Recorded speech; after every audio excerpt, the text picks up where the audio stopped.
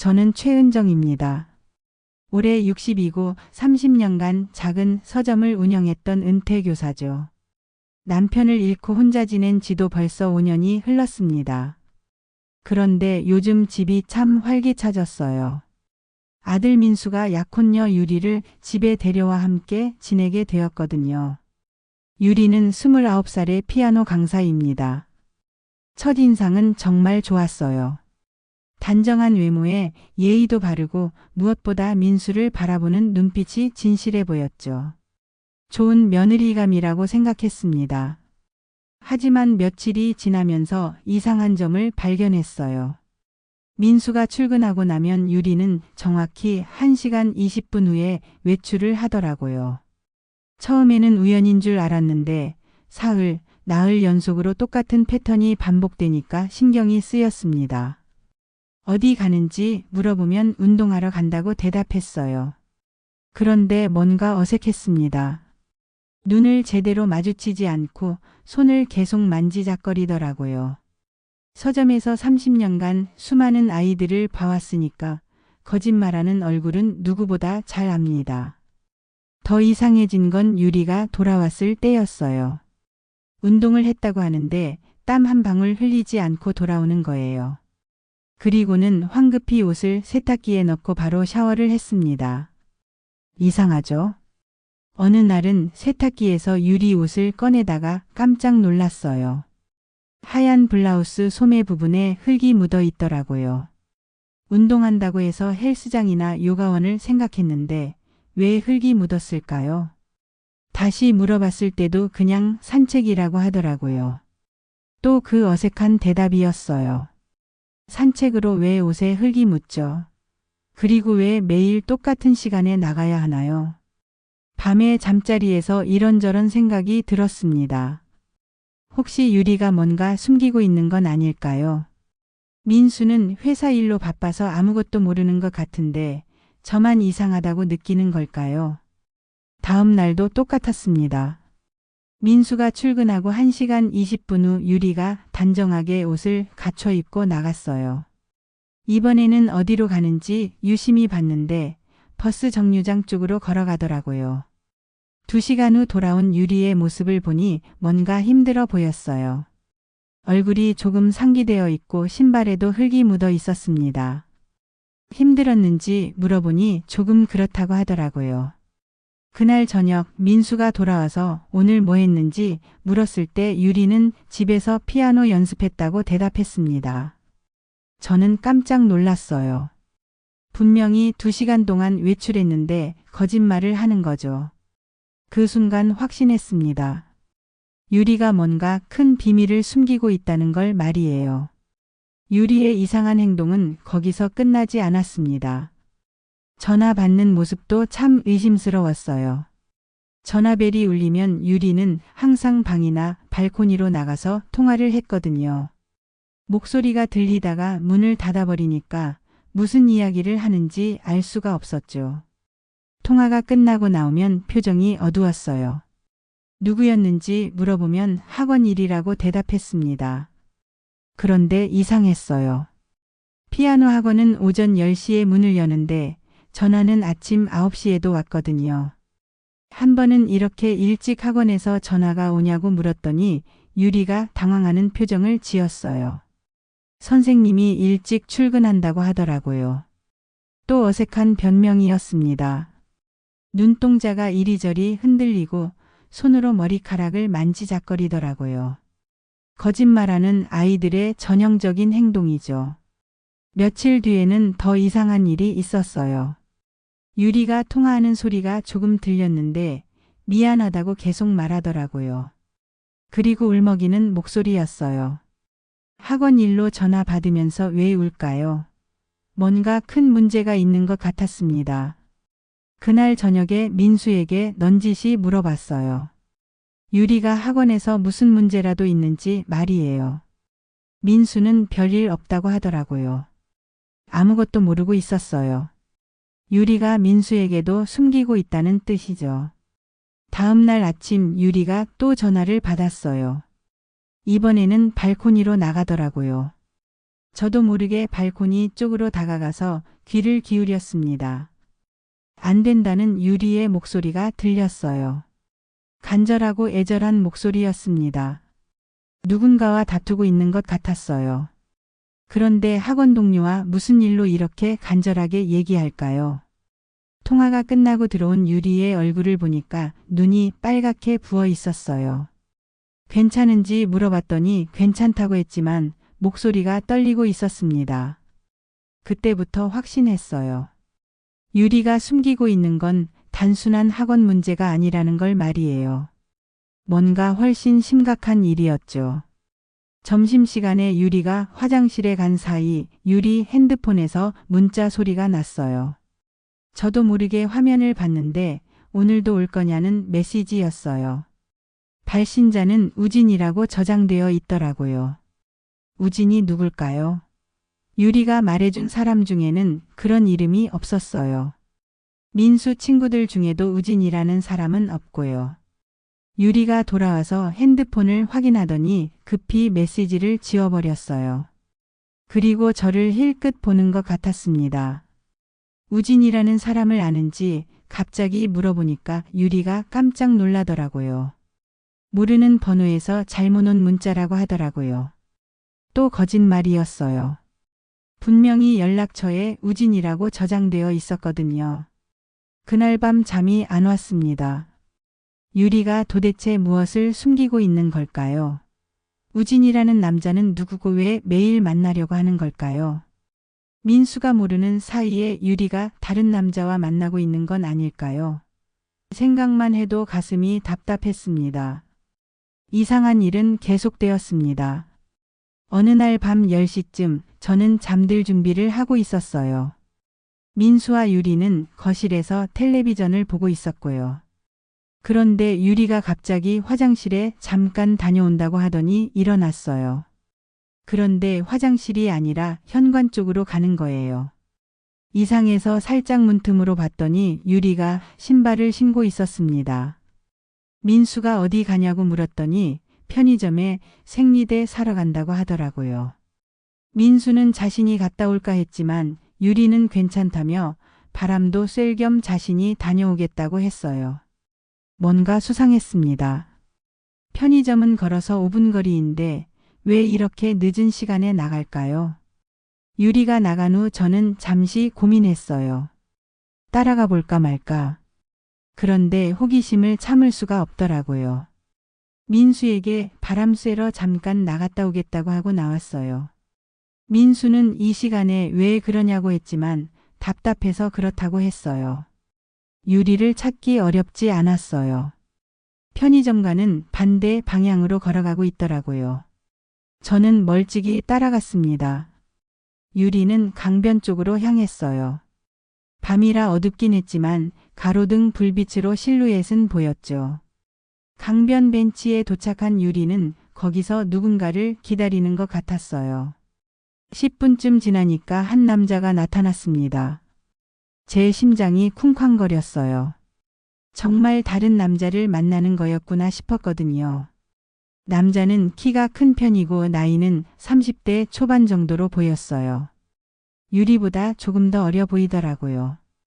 두 사람이 벤치에 앉아서 대화를 시작했는데 거리가 멀어서 무슨 말을 하는지는 들리지 않았어요. 다만 유리의 목소리가 계속 들렸고 슬픈 목소리 같았어요. 그런데 정말 충격적인 장면이 펼쳐졌어요. 남자가 유리 어깨에 손을 올린 거예요. 이런 정말로 바람을 피우는구나 생각했습니다. 그런데 유리가 그 손을 뿌리치지 않더라고요. 오히려 남자 어깨에 기대면서 울기 시작했어요. 너무 충격적이었어요. 우리 민수가 얼마나 유리를 사랑하는데 유리가 이렇게 배신할 줄이야. 하지만 뭔가 이상했어요. 일반적인 연인 사이의 모습과는 달랐거든요. 남자가 유리를 달래는 것 같기도 하고 유리는 계속 울고만 있고 위로받는 듯한 울음이었어요. 연인끼리 만나서 달콤한 시간을 보내는 것과는 거리가 멀어 보였죠. 30분쯤 지나니까 유리가 일어났어요.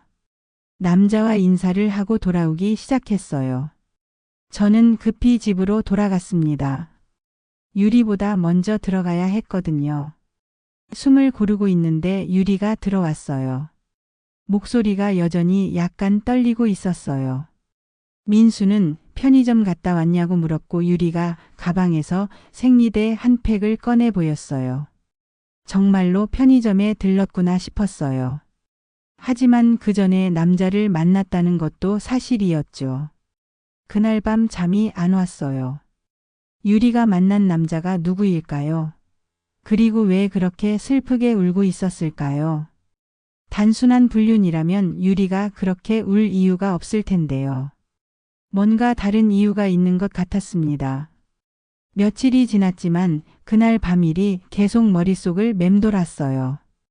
유리가 만난 남자가 도대체 누구인지, 왜 그렇게 슬프게 울고 있었는지 알고 싶었습니다. 그래서 결심했어요. 유리를 직접 따라가서 확인해 보기로 말이에요. 다음 날 민수가 출근하고 1시간 20분 후 유리가 준비를 시작했어요. 평소와 똑같은 패턴이었죠. 다녀오겠습니다. 유리가 인사하고 나갔어요. 저도 급히 준비해서 나왔습니다. 유리가 버스 정류장으로 가는 걸 확인하고 저도 멀찍이 따라갔어요. 유리가 탄 버스는 시내 중심가로 향하는 게 아니라 외곽 쪽으로 가더라고요. 저도 뒤쪽 자리에 앉아서 유리를 지켜봤어요. 40분 정도 달리니까 유리가 내렸어요. 저도 급히 내렸습니다. 주변을 보니 시골 분위기였어요. 논밭이 보이고 야산도 있고. 이런 곳에 유리가 왜 왔을까요? 유리는 길을 잘 아는 것처럼 걸어갔어요. 저는 들키지 않게 멀찍이 따라갔죠. 15분쯤 걸으니까 작은 공동묘지가 나타났어요. 유리가 그쪽으로 향하더라고요. 저는 깜짝 놀랐어요. 묘지라니 유리가 여기서 뭘 하려는 걸까요? 유리는 묘지 한 귀퉁이로 갔어요. 그리고 가방에서 작은 삽을 꺼내더라고요. 뭐 하는 거야? 속으로 중얼거렸어요. 유리가 한 묘 옆 땅을 파기 시작했어요. 그렇게 깊지는 않게 얕게 파더라고요. 저는 숨을 죽이고 지켜봤어요. 유리가 뭔가를 묻고 있었거든요. 가방에서 작은 봉투를 꺼내서 그 안에 든 것들을 구멍에 넣었어요. 그리고는 다시 흙으로 덮어버렸죠. 끝나고 나서 유리가 그 자리에 무릎을 꿇고 앉더니 한참 동안 고개를 숙이고 있었어요. 기도하는 것 같기도 하고 추모하는 것 같기도 했어요. 이상했어요. 유리가 여기 아는 사람 무덤이 있나요?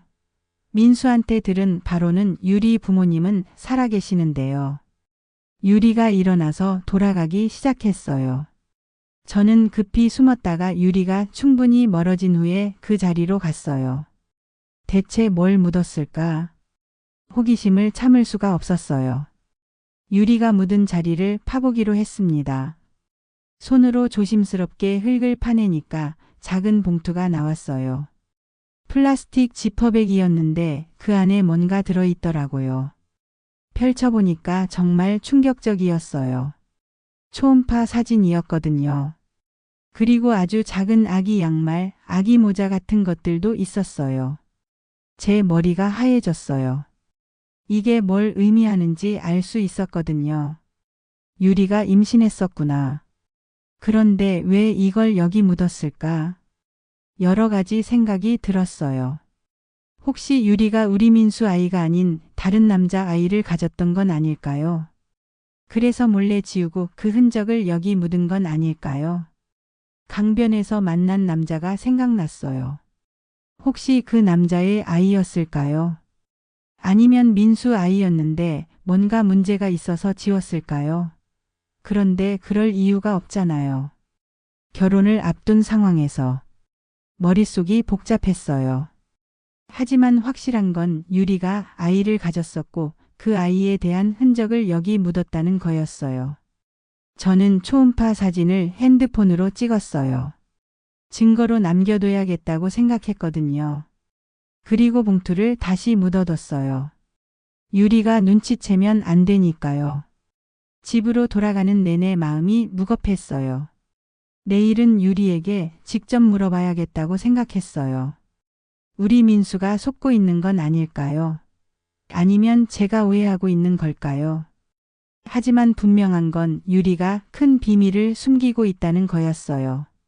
그날 밤 잠을 이룰 수가 없었어요.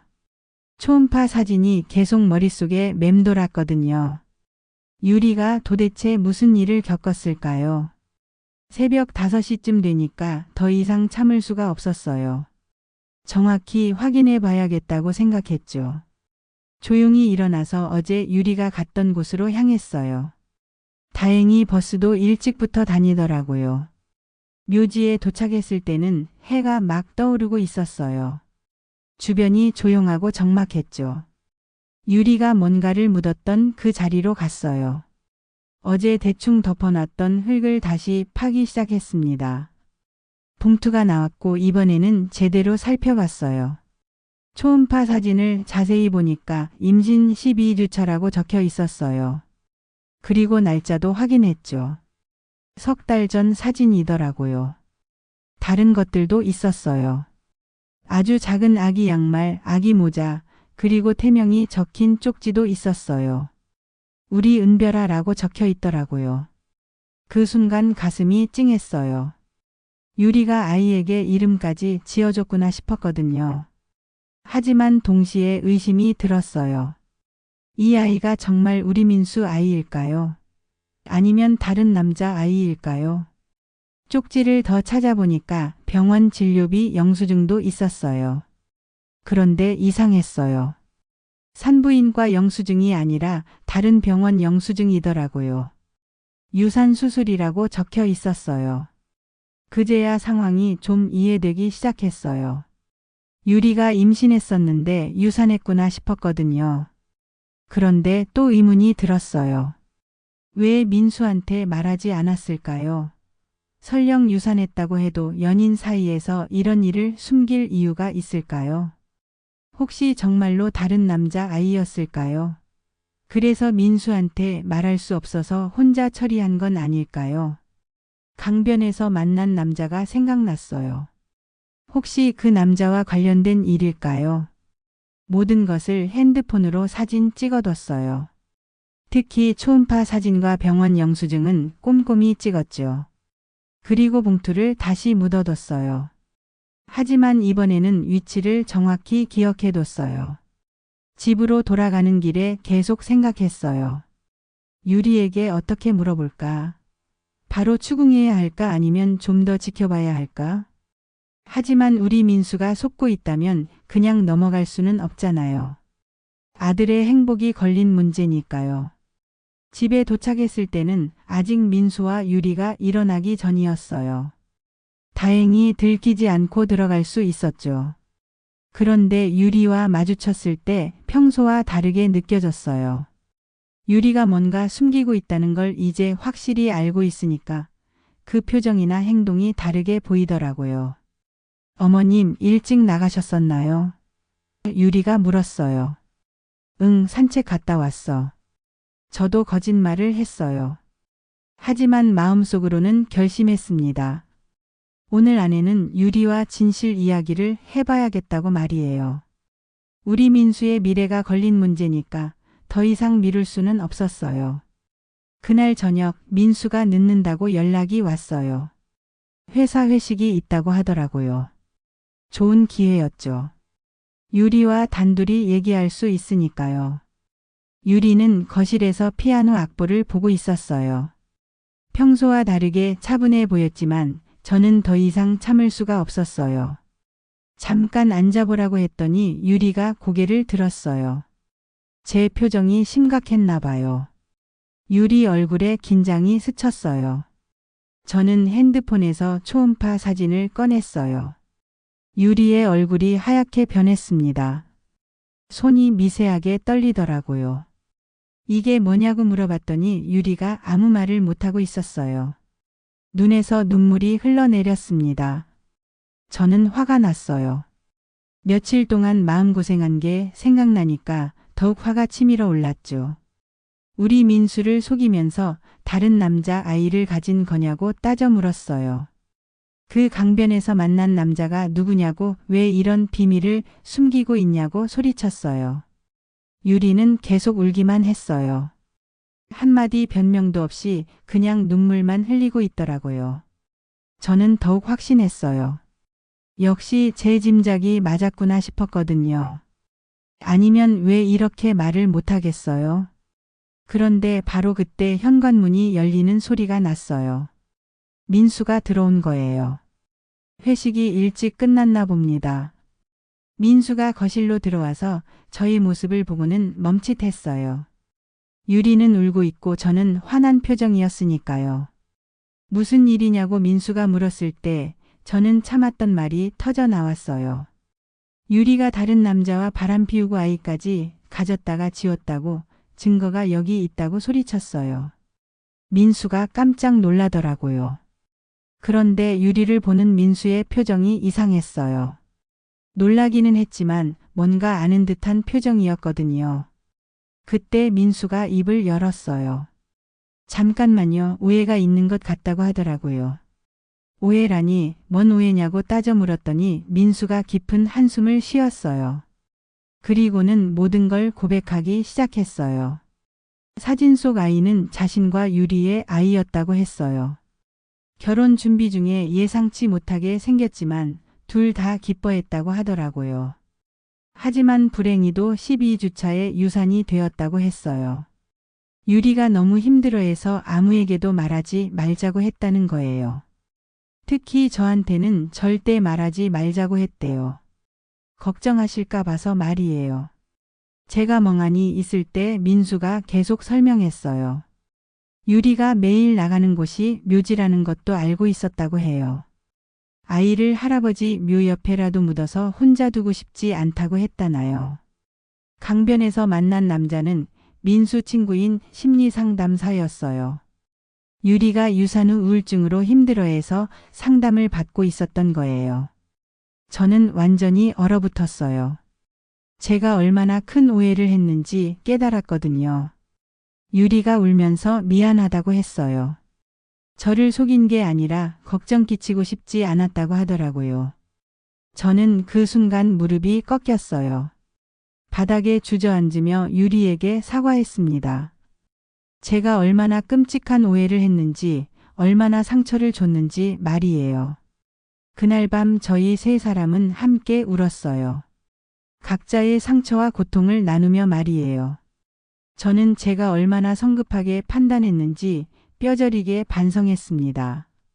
서점에서 아이들을 많이 봐왔다고 해서 모든 걸 안다고 생각했던 제 자만심이 부끄러웠어요. 유리는 계속 미안하다고 했어요. 숨긴 건 아니었다고, 단지 저를 힘들게 하고 싶지 않았다고 했죠. 민수도 자신이 잘못했다고 했어요.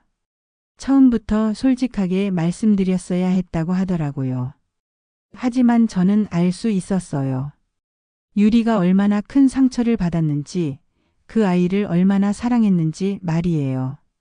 유리가 조용히 말했어요.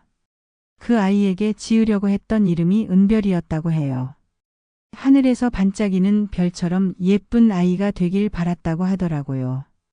그 말을 듣는 순간 가슴이 미어질 것 같았어요. 제가 얼마나 큰 상처를 줬는지 실감했거든요.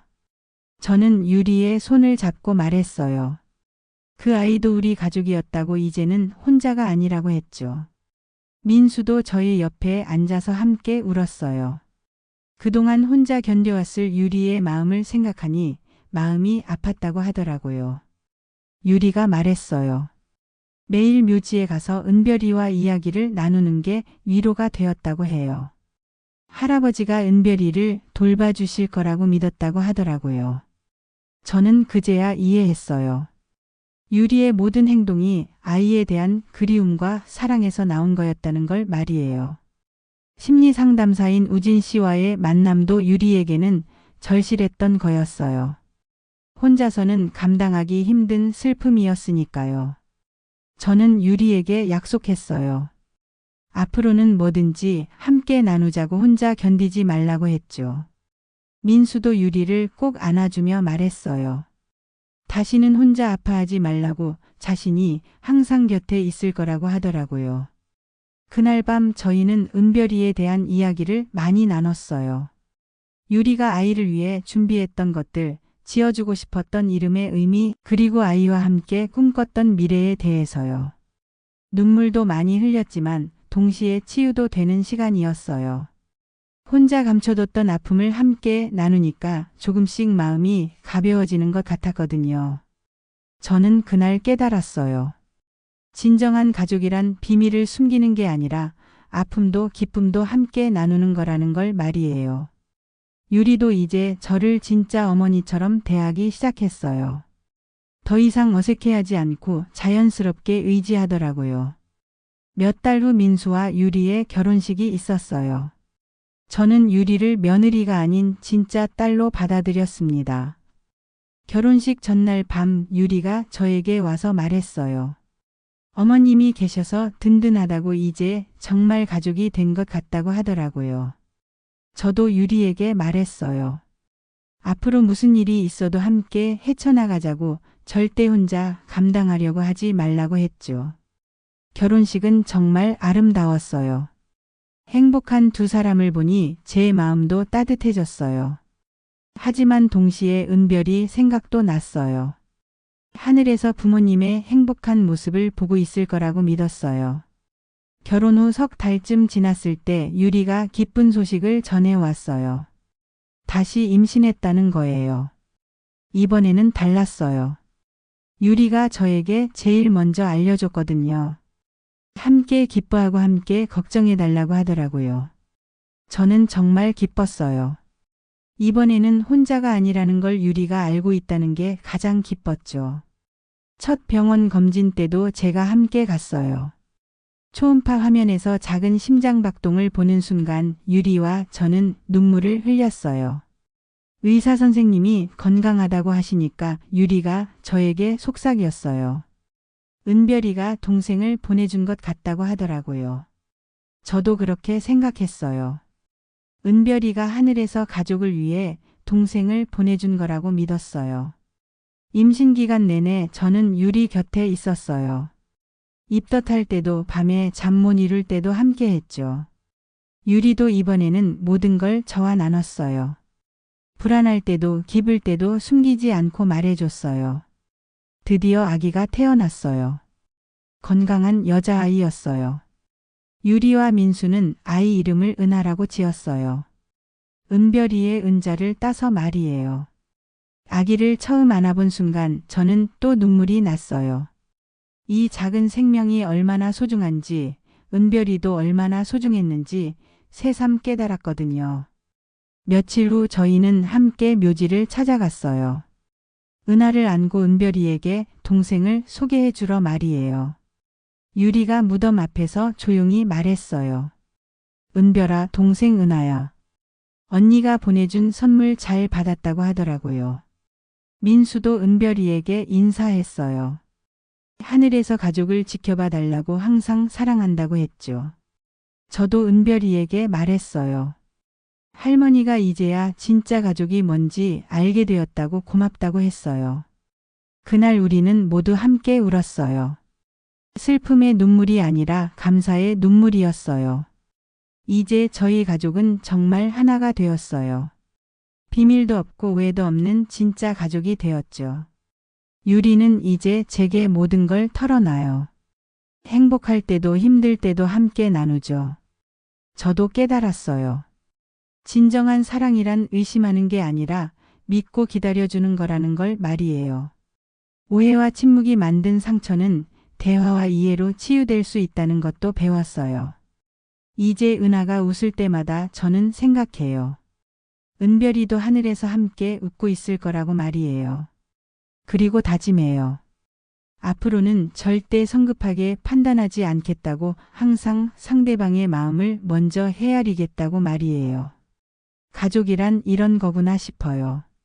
함께 아파하고 함께 기뻐하고 함께 성장해 나가는 건 말이에요.